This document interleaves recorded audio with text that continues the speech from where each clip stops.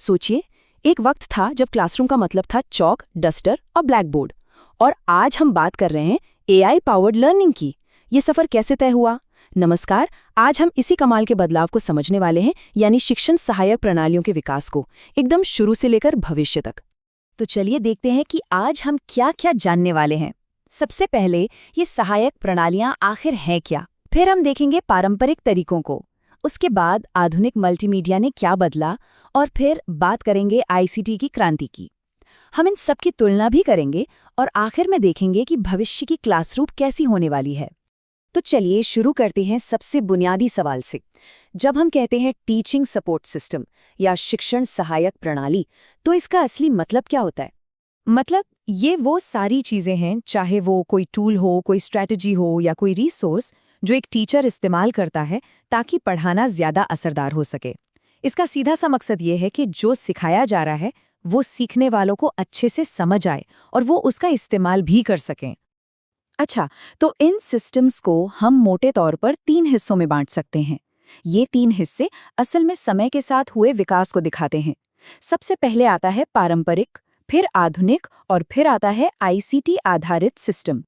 तो चलिए अब थोड़ा टाइम ट्रैवल करते हैं और उस दौर में चलते हैं जिसे चॉक एंड टॉक का युग कहा जाता है। यहीं से शिक्षण सहायता की नींव पड़ी थी।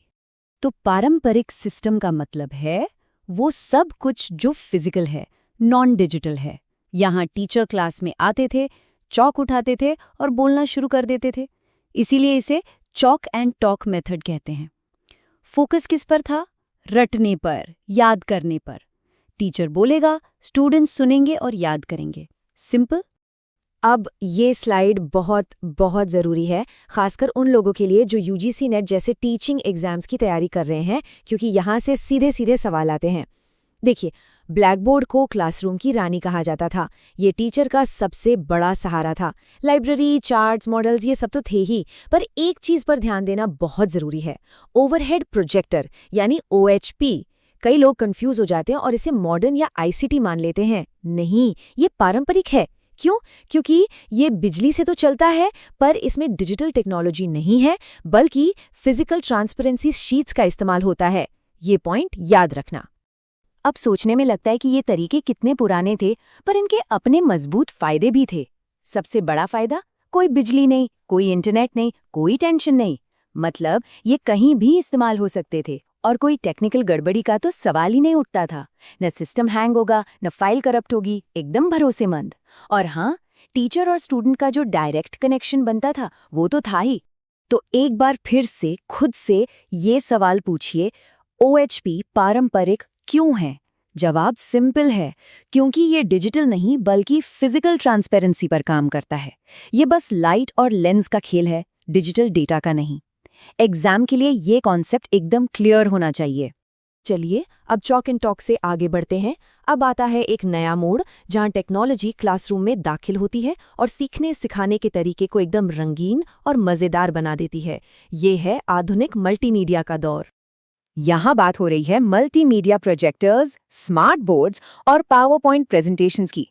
सोच कर देखिए, कहाँ एक तरफ किताब में छपा हुआ एक छोटा सा डायग्राम और कहाँ दूसरी तरफ एक बड़ा सा इंटरैक्टिव व्हाइट बोर्ड, जिस पर आप वीडियो चला सकते हैं, एनिमेशन दिखा सकते हैं। इसने लर्निंग को स्टैटिक से डायनामिक बना दिया। और इन मॉडर्न टूल्स का सबसे बड़ा फायदा क्या हुआ? सबसे बड़ा फायदा ये था कि क्लासरूम का हीरो बदल गया। अब फोकस टीचर पर नहीं बल्कि सीखने वाले पर था। मतलब लर्निंग अब टीचर सेंटर्ड से लर्नर सेंटर्ड हो गई। अब स्टूडेंट्स सिर्फ सुनने वाले नहीं रहे, बल्कि एक्टिव पार्टिसिपेंट्स बन गए, जो मिलकर सीखते थे और नॉलेज क्रिएट करते थे। और अब हम पहुंचते हैं आज के दौर में, एक ऐसी क्रांति जिसने क्लासरूम की दीवारों को ही गिरा दिया। जी हाँ, मैं बात कर रही हूँ आईसीटी यानी इंफॉर्मेशन एंड कम्युनिकेशन टेक्नोलॉजी की। आईसीटी बेस्ड सिस्टम का मतलब है इंटरनेट और डिजिटल टेक्नोलॉजी का इस्तेमाल करके पढ़ना पढ़ाना। इसमें online platforms, e-books, educational software सब कुछ आ जाता है। इसने सीखने की कोई सीमा ही नहीं छोड़ी। अब ज्ञान सिर्फ एक क्लासरूम या एक लाइब्रेरी तक सीमित नहीं, बल्कि पूरी दुनिया आपकी उंगलियों पे है। इसके उदाहरण तो हम सब रोज देखते हैं।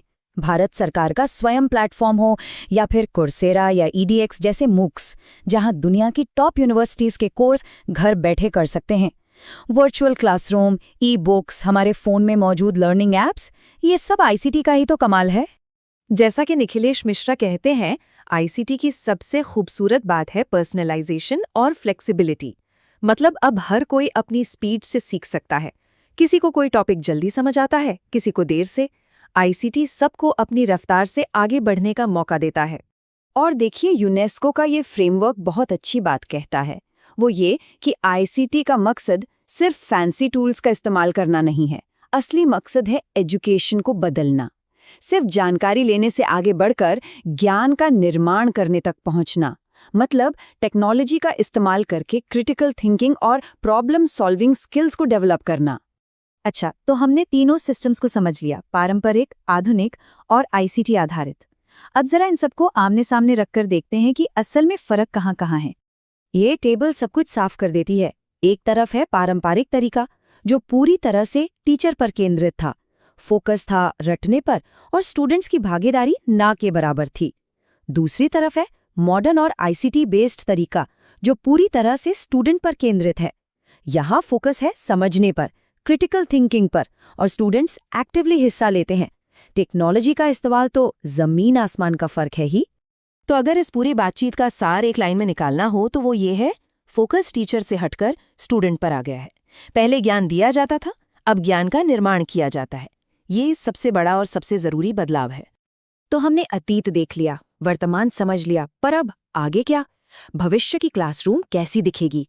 चलिए इस पर एक नजर डालते हैं। देखिए, भविष्य है एआई और पर्सनलाइज्ड लर्निंग का। मतलब हर स्टूडेंट के लिए एक ऐसा लर्निंग पाथ तैयार किया जाएगा जो उसकी ज़रूरतों और क्षमताओं के हिसाब से हो। एआई इसमें एक बहुत बड़ा रोल निभाने वाला है। मकसद सिर्फ पढ़ाना नहीं, बल्कि सीखने वालों में एनालिटिकल, क्रिएटिव और सेल्फ डायरेक्टेड स्किल्स को डेवलप करना है। और यहीं मैं आपको एक सवाल के साथ छोड़कर जाना चाहता हूँ। सोचिए, जब एआई इतना एडवांस हो जाएगा कि वो हर स्टूडेंट के लिए एक पर्सनल ट्यूटर बन जाए, तब टीचिंग सपोर्ट सिस्टम का अगला पड़ाव क्या होगा? तब एक टीचर का रोल क्या रह जाएगा? इस पर जरूर सोचिएगा।